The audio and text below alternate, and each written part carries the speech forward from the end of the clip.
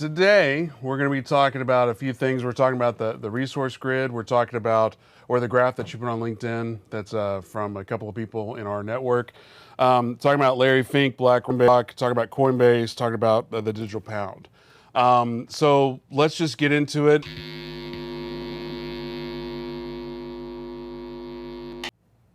See? So wanted to just jump straight into it because I know you're busy. We're planning for this. Around how do we describe to the general public who don't really understand about the grid what different types of load means? How does the grid even work?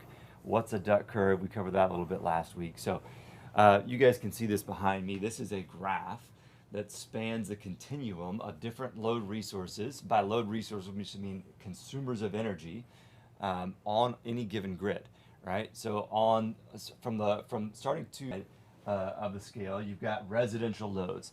Residential loads are the least flexible. We turn our ACs on in the summer when it gets hot, and we don't turn those off until our house cools to whatever, 72 degrees or whatever we have it set on. Then you've got inflexible small commercial loads, inflexible large commercial loads, and inflexible industrial loads.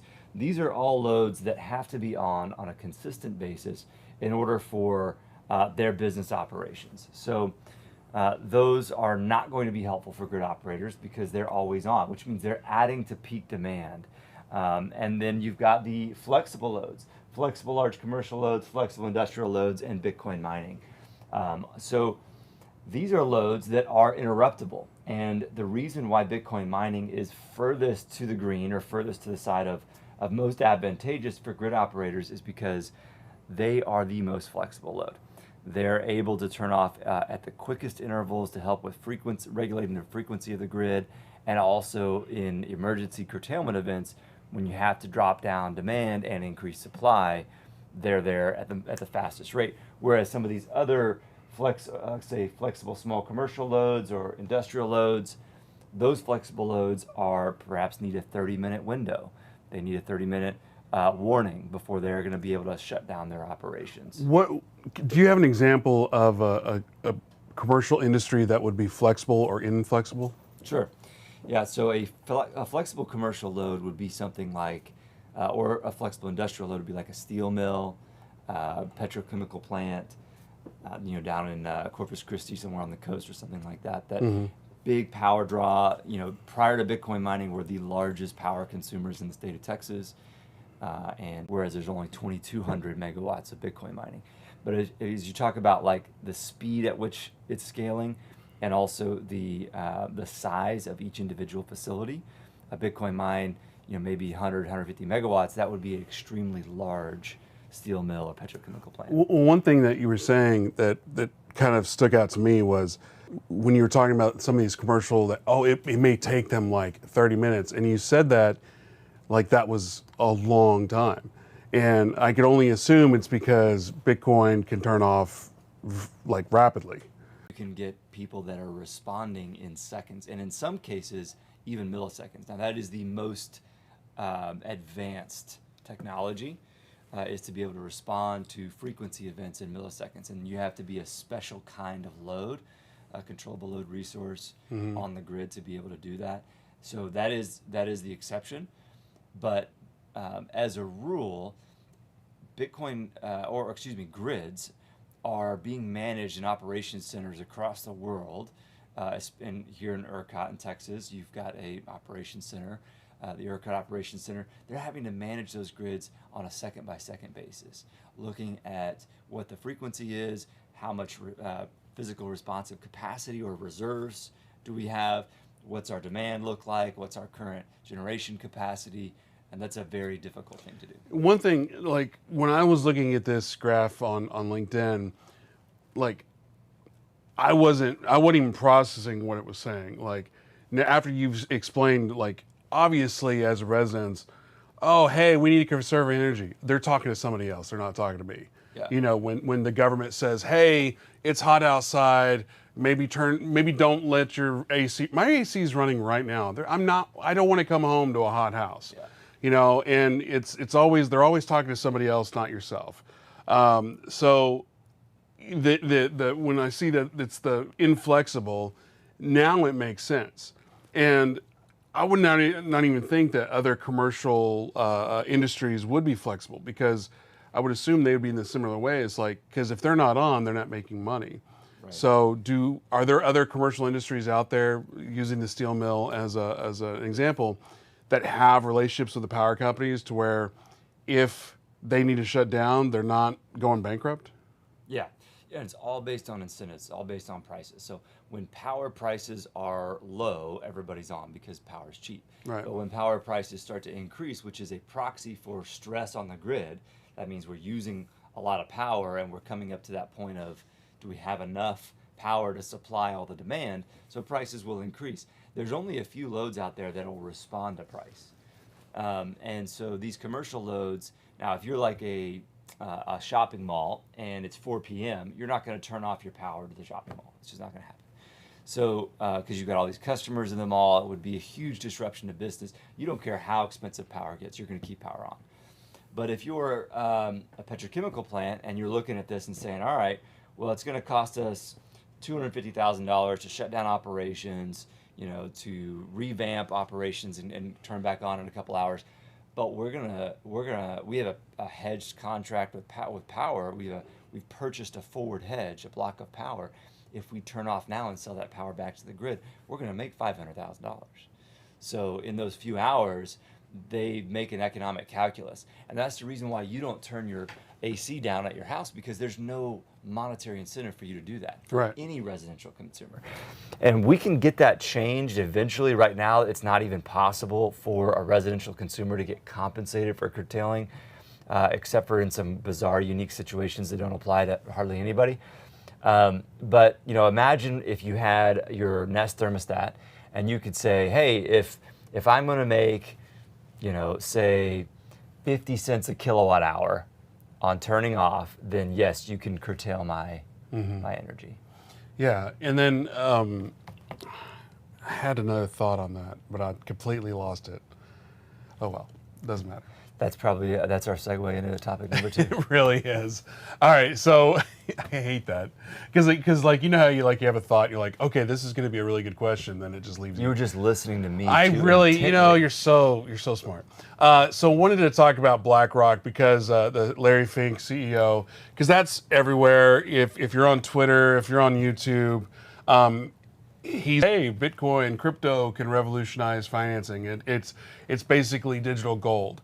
And it seems like for the longest time, all we've heard from the governments types, the bigwig types, the Larry Finks of the world, that no, that stuff's bad. That stuff's bad.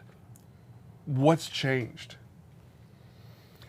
Well, there's been a lot of time for them to educate themselves, and this information has probably percolated up from middle management to the upper echelons of companies like BlackRock. Okay, we misstepped.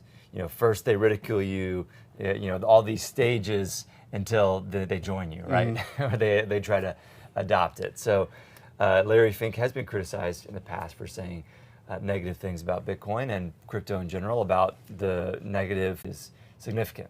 Now, recently we saw the SEC come out and say it wasn't sufficient. So there's been some changes and an updated, I think it's called a 19B4 filed with the SEC for this spot Bitcoin ETF. And it's out in the public now that Coinbase is going to be sort of the market mechanism by which these ETFs can prevent sort of the kind of front running and market manipulation that needs to be present for an ETF. So the reason why, or one of the reasons why, the SEC has denied a spot ETF in the past is because there's too much liquidity on certain exchanges, right? Binance being one of them. Too much liquidity on Binance that the SEC has no visibility into. But Coinbase is a U.S. publicly traded company. NASDAQ is now, this ETF is going to be listed on NASDAQ. So, or maybe that was the Valkyrie ETF. Let me correct myself. Valkyrie's on NASDAQ. So I can't remember where BlackRock, but probably NASDAQ as well. Coinbase is going to be the liquidity pool for observing, for the SEC to have observation into the market so that they can ensure that there's no, these exchanges or really anybody is not manipulating the market at the cost of a consumer, of an unwitting, person like you or me that can't compete with liquidity available on BlackRock. That is going to be what's kind of in question with the SEC. Does Coinbase have enough of the global share of Bitcoin trading for them to be an accurate gauge to prevent market manipulation? Is Coinbase attached to BlackRock? I thought they were with Valkyrie, or is it all one and the same? They're all using Coinbase. Okay. Yeah, they're all using Coinbase as this commercial visibility into Bitcoin trading. So one thing I was just thinking about, and I hadn't originally thought about when I was taking notes on this, was this notion of when you find a band early, and then the band team gets big, and then you have all these other people that are now fans, and you have the bandwagon fans. Do you think there might be an element between the Bitcoin community and the blockchain community, seeing somebody like Hilary Fink who potentially or has had negative connotations out there, and now they see the money, so now they're applauding it? Do you think vilifying it all? I was just thinking about it. Yeah, I think we're critical of him before, but now that he has come around to the light, I think there's a good deal of excitement around that. Yeah. And so, I think it's a positive move for the market in general. Well, another thing, speaking of the positive market, one thing that I thought was interesting is I would assume news like this would just move the market heavily. But yet Bitcoin is still hovering at that 30-ish. It didn't really have an impact like one could assume it would. Yeah. Like, do you have any thoughts on that? Yeah, I think we saw a very small bump when it was announced, right? It was, went from 29 to 30, I think it got up to 30,900. And that's probably attributed to some of this. If an ETF gets approved, I think we will see a significant upward price movement. And that's probably unknowable and unquantifiable because it's psychology, right? When do people start to price in the halving, which is 9 months away? But what you can know is application for the spot ETF is approved, say 3, 4, 5, 6 months from now. I think we're gonna have a significant bounce at that point. And speaking about the ETFs, I didn't know this until doing research, but I mean, why would you? But like BlackRock has a perfect record when it comes to that type of request or putting that out there. So with them putting, hey, a request for a Bitcoin ETF, you could there's two thoughts. They think they're going to get it, because why would they do it if they don't think they're going to get it? Because history repeats itself. Or is there, and this is just the conspiracy hat, are they trying to, kneecap it by putting it out there to have it purposely fail? Yeah, and this is just a random conspiracy thought out there, just because I was, if they have a perfect record, they either think they're going to get it perfect and stay perfect, or I don't know. Yeah, no. So their record is near perfect. 99.5% of their ETF applications. I mean, come on. No. They've only had a few not approved, and that's out of thousands of applications. So you're absolutely right. It's a near perfect record, and I think they care about their reputation to risk at the expense of their reputation. So I think they either think they're going to get it, or they think that they want to, and ARK Invest and Valkyrie and some of these, actually there's way more than that. Right. But they're obviously the biggest asset manager that's applied. So my gut is they're reading the tea leaves, and they think, okay, with this Coinbase lawsuit, there is some significant pushback from the regulatory establishment, the political elected officials, general public. They're going to need to provide some sort of win for the digital asset industry, and the easiest win for them to provide is the ETF, since they've already said that Bitcoin's not a security. So I don't know. We may have some questions coming in from the audience here. I don't know if we can get those pulled up. Sure, so I'll put them up if there are. We may have a light day because we didn't really put it out there much. But we got a few people watching. So if you're watching live, I got thrown off by the mishap in the beginning. If you're watching live, so if you have questions, please engage with us. If you have a comment, throw it out there. You're better at this than I am. Actually what it is I'm just listening to you, and you're so intelligent on this subject matter that, you're teaching me. I just love it. Oh, okay. I like to talk, so it's fun. This is true. All right, so let's get into. Okay, so They can't see that. oh, okay, my bad. I can see it. All right, let's get into the next story, which is we were talking about Coinbase and them being a surveillance partner for Valkyrie. What does that mean, the surveillance partner? Yeah, so what they want to ensure is that there are mechanisms in place to prevent market. They're the leader of the pack, like almost. It can be confusing. It's very confusing, especially if you're I don't want to say an outsider, but maybe on the peripheral, and you're not like consistently consuming this type of news. Yeah. Yeah, you're right. I mean, you've got two different things here, right? One is the Bitcoin ETF, the other is the SEC Wells notice and now lawsuit pertaining to listing securities, unregistered securities on Coinbase. So they have to be looked at in two totally different lights, although they both affect the balance sheet and the bottom line of Coinbase. It can't color the other. It can't color the other. It can't color the other. It can't color the other. Color the other. The other. Now if the SEC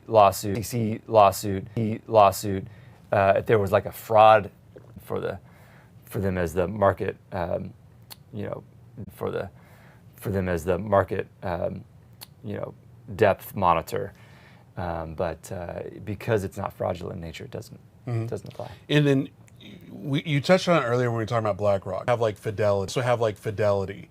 Like what's the similarities? What's the difference between with like Valkyrie connecting with Coinbase, and is BlackRock doing the same thing? Is Fidelity doing? What's the differences? What are the sames?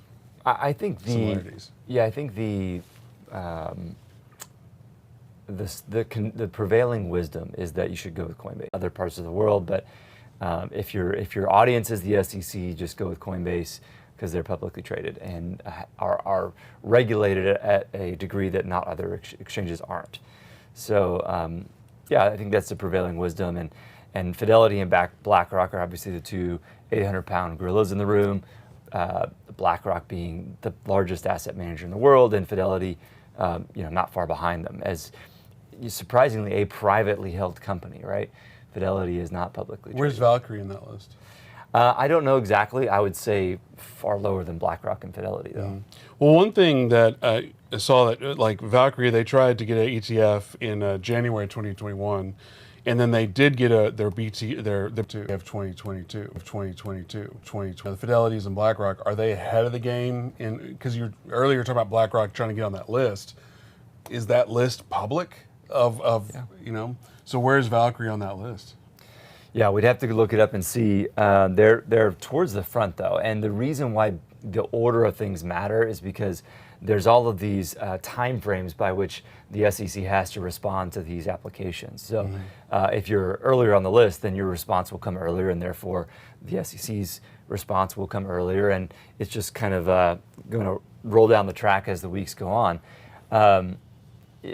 So that's the motivation for these companies to and I know you're not a financial advisor, but like that doesn't mean you're not intelligent on the stuff. But like when they execute a term sheet with Coinbase, what does that mean? What effect does that have? Is that just another domino in the things that you need to get done before? There's been speculation that on the first day that this is approved, that you could have significant several $100 million of investment to a spot Bitcoin through that ETF, and that is, I think, reasonable. I want to say that in the record opening for a ETF was about $1 billion, and so it's enough to move the needle in an asset class like Bitcoin that is so supply constrained. Scrutiny pension funds are under regulatory and also they're pension holders, so it's like a political concern for them. They don't want to go out on a limb and be fired because their pension holders are pitchforks and torches at the door. So I think it will bring in quite a bit. I mean, my money's on 500 million on the first day, and then several billion in the weeks that follow. Mm-hmm. Moving on to the last story we're talking about, which is the digital pound, and UK is I guess making advancements to make that a thing. Now, the story they were talking about the digital pound, and I went on this topic. Other than like, are they just wanting to say, look, your pound is also digital? Like, and then how is that? Is that have anything to do with Bitcoin, or are they just using the blockchain technology to verify? Yeah, so that's correct. They are creating a central bank digital currency, not unlike what has been created. You know, the Eurozone is working on one. China has one, the digital yuan, and of course, the Boston Fed is researching. Of course, the Fed in general is researching a U.S. central bank digital currency. So, yeah, this is on blockchain. This is on blockchain rails. And depending on the infrastructure and how it's built out, it could be a myriad of different layer ones that are actually the base layer for this digital pound. The important thing here, though, is the Bank of England is actually going to institute a limit on how much money someone can hold in the digital pound, like how rapidly can these things move in a matter of seconds, right? So how rapidly can people move money and create sort of a bank run hysteria? And the other is the banking industry writ large in the UK is concerned about their deposits fleeing and being able to rehypothecate those deposits. So this is clearly just an extension of the banking system that we have today, which is built on fractionalization and debt. So it's sort of the antithesis of Bitcoin and a non-leveraged system. So that's a little bit about the British situation. And one thing with the CBDCs is like, and I'm at least in Texas or in the United States, and I don't want to. We don't think that money should be politicized, and we don't trust the governments around the world and controls. Now, is it possible in a perfect world to have a CBDC that has anonymized transactions and privacy controls? Probably, yeah, but we don't live in a perfect world, and power corrupts. So we don't think that money should be politicized in that way. It's already fairly politicized through when we went off the gold standard, and we've seen decades of monetary expansion and quantitative easing, specifically around the '08 financial crisis and COVID. Money supply graphs, just huge expansions of the money supply. So it's already politicized enough. We can't politicize it further, or we shouldn't. That's why people in the industry, in the digital asset industry, are cautious or opposed to central bank digital currencies. Now, we got to be in the conversation, though, because we need to influence policymakers and elected officials to say, hey, a CBDC is not a good idea, but your head's in the right place. Innovation in payments is where we need to go. Check out these privately issued stablecoins that, oh, by the way, banks are going to be still in this process. If you do a direct British pound or US CBDC direct to consumer, the banks are getting cut out of the process. And I'm not an apologist for banks, but I am a realist, and I understand that banks have incredible political clout. And so you're not going to win in a war anytime in the next 5-10 years fighting the banks in as far as like regulatory and politics is concerned. So there needs to be a realization that there's other options, private sector options, that we can bring the banking sector to be involved with, including a central bank including privately issued stablecoins and Bitcoin and other digital assets that are not a central bank digital currency. Devil's advocate, and this is devil's advocate because I clearly don't have enough information basis to have a real opinion. But is it possible that the reason, like, I can completely appreciate, hey, the people in power, let's let them do their thing, but let's keep them off the money. Could it be that the Bitcoin, because let's face it, when it comes to finances, Bitcoin is king, and as a lot of people like to say, there is no second. do you think, is it possible that people are anti-CBDCs because they don't want? I think that's possible for people in some corners. I think it's more so, you can support the U.S. dollar and support Bitcoin and be opposed to a CBDC. Because the more stable coins we have, the more U.S. dollars are getting locked up in, in BNY Mellon or wherever the reserves for the stable coin are, and therefore creating more demand for U.S. dollars. The more demand for U.S. dollars prolongs the dollar as a world reserve currency. The dollar is quickly cracking and fracturing. The world reserve currency status is not going to last for many more security. So it's possible that Bitcoin and privately issued stable coins and the U.S. dollar can create this trifecta of support for the dollar remaining the world reserve currency and exclude a CBDC from that conversation. I think the highest cited reason against a CBDC is privacy concerns and government overreach. And bringing it back to UK,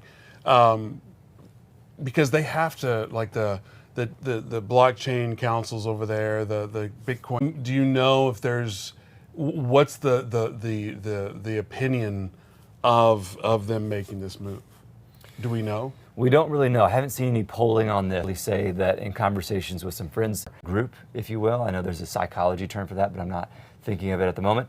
But that is a little bit part of their culture, so they are more likely to accept a CBDC rather than someone in the U.S. And as far as ripple effects, if, say, they do accept it and they move forward on it, what effect do you think that has globally, but also nationally and also in Texas? I mean, it heats up the race for payments infrastructure innovation. And so it makes me even more dedicated and vigilant to say, hey, we need to have a serious conversation in the U.S. Like getting this spot ETF approved, that's like table stakes. We got to do that, right? Get a spot Bitcoin ETF, get more Bitcoin and digital asset innovation in the U.S., get more banks involved with stable coins, involved with stable coins, create some better risk controls around deposit flight risk for banks in stable coins, have the OCC and the FDIC permit non-systemically important banks, SIBs, if you will, to custody those deposits, those reserves, the stablecoin reserves. Get the whole infrastructure, the U.S. Finance and banking infrastructure around the U.S. winning and not winning with the CBDC. Because they're going to say, policymakers may say, well, why don't we just use the CBDC to extend the dollar's dominance as a world reserve currency? That's problematic for a couple of reasons. One, that will take decades to get approved, probably will never get approved because of opposition that's taking place, over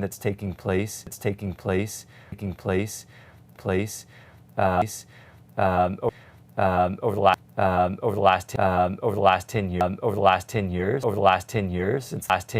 since the white paper was published in digital assets writ large, and really trying to put those rails on traditional rails.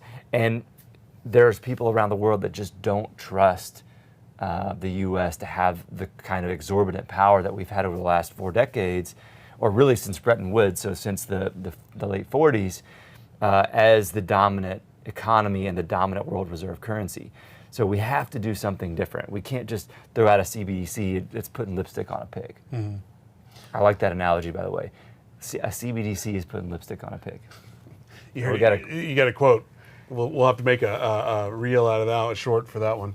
Another side question, not to derail the discussion, but I can't find much information what has happening with Sam Bankman-Fried, any updates in his charges or other consequences for the FTX debacle. Ross, so once we get this question, I've got to bounce because okay. I'm 10 minutes late for a call. Uh-oh. But it is a good question, and I think I have not seen much either. I think it's more so just the wheels of the legal process turns slowly. I think it's the political connections, and then there's too many people tied. I think it's similar to the Eguy. I don't want to say his name because I don't want this whole channel to be blown up. Sure. But it's like, oh, if you're somewhat connected to that, then it's a political dark out. It's like, let's just not comment on it and not talk about it. You see it all the time. Yeah. If you have the right political connections. And again, Well, man, I'm getting think conspiracy theory. All of his connections are now burned. Everybody's like distancing. People are trying to distance themselves, like give back money that he donated, all sorts of craziness. Yeah. So I think he's going to go away for life. There's no question about it. But whether or not, I did see that FTX is trying to revamp some services, which will obviously be unsuccessful. Yeah. But they have to do something, right? They're still an entity. They're a bankrupt entity. They're under investigation, but they have a conservatorship. They have a bank or a judge appointed, facilitator. That's a great word to oversee the company in this state of bankruptcy, and so. They're probably just doing what they can and spinning their wheels. So, do you have another minute? Sure. Because it is July 4th week. I think, I would love to hear your thoughts, just to give a big old shout out to Bitcoin, the Bitcoin energy independence and actual independence.